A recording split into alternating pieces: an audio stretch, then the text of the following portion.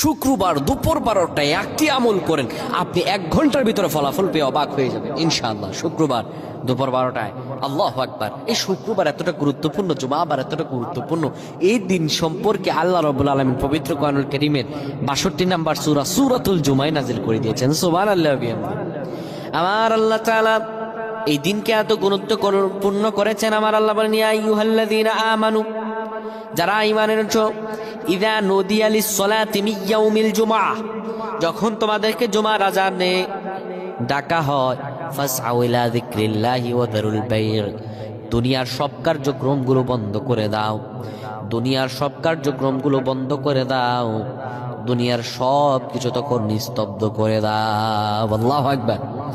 এই শুক্রবারকে আল্লাহ তাআলা অত্যাধিক গুরুত্বপূর্ণ করেছেন। পৃথিবী সৃষ্টি করেছেন শুক্রবারে, আবার পৃথিবী ধ্বংস করবেন শুক্রবারে। হযরত আদম আলাইহিস সালামকে এই পৃথিবীতে পাঠিয়েছিলেন শুক্রবারে, আবার এই পৃথিবী থেকে নিয়ে গিয়েছেন এই জুমাবার শুক্রবারে। হযরত ইউনূস আলাইহিস সালামকে মাছের পেট থেকে বের করেছিলেন এই জুমাবারে। হযরত ইব্রাহিম আলাইহিস সালামকে নমরুদের অগ্নিকুণ্ড থেকে বের করেছিলেন এই জুমাবার শুক্রবার। আল্লাহু আকবার। এতটা গুরুত্বপূর্ণ এই শুক্রবার, এই জুমাবার।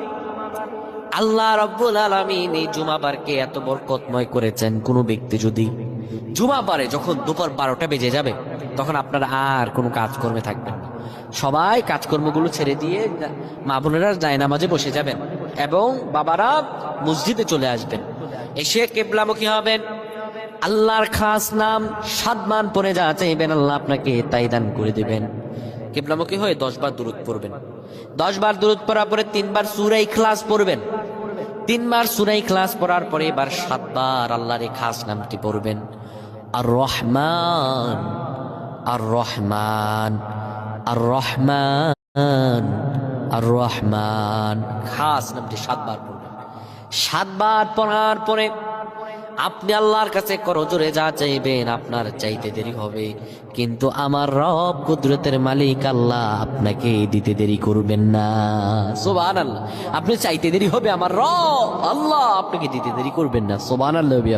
তাই আল্লাহ তাআলার কাছে আমরা বেশি বেশি চাইবো, আল্লাহর কাছে আমরা করজোরে মিনতি করব ইনশাআল্লাহ। আল্লাহ আমাদের অবশ্যই সব দোয়াগুলো কবুল করবেন। আমার প্রাণের ভাইরা, আল্লাহ তাআলার কাছে যদি আমরা কেউ চাই, আমার রব কখনো কাউকে ফিরিয়ে দিতে জানেন না। আমার রব প্রত্যেক বান্দাদেরকে দিতে জানেন। আমার রব কখনো কাউকে খালি হাতে ফিরান না। আমার আল্লাহ বলেন, বান্দা তুমি আমার কাছে চাও, যা চাইবে আমি আল্লাহ তোমাকে দান করে দিব, তোমার চাইতে দেরি হবে। ও বান্দা, আল্লাহ বলেছেন, ফাযকুরুনি আযকুরুকুম, তুমি আমারে স্মরণ করো, আমিও তোমারে স্মরণ করব। আমার আল্লাহ বান্দাকে স্মরণ করবেন মানে আল্লাহর স্মরণ হলো, বান্দার স্মরণ হলো আল্লাহকে ডাকা, আল্লাহর কাছে চাওয়া। আর আমার আল্লাহর স্মরণ হলো বান্দার চাহিদাকে পূরণ করে বান্দাকে রিজিক দিয়ে পরিপূর্ণ করা।